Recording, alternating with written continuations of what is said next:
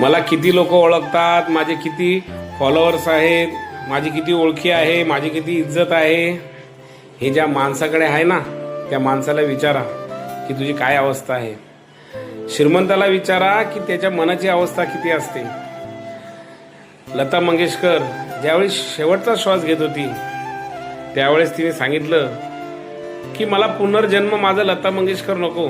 कारण की जी व्यक्ती मोठी असते, ज्या व्यक्तीकडे खूप पैसा असतो, धन असतं, त्या व्यक्तीचा त्रास त्या व्यक्तीलाच माहिती असतो. लक्षात घ्या, जीवनामध्ये किती माणसं मोठी झाली तरी तो व्याप, त्यांना त्रास त्यांच्या मनामध्ये दडलेला असतो. आणि आपल्याला असं वाटतं त्या व्यक्ती श्रीमंत आहे, त्या व्यक्तीला किती लोक ओळखतात, पण त्यांचा त्रास त्यांच्या जीवालाच माहिती असतो.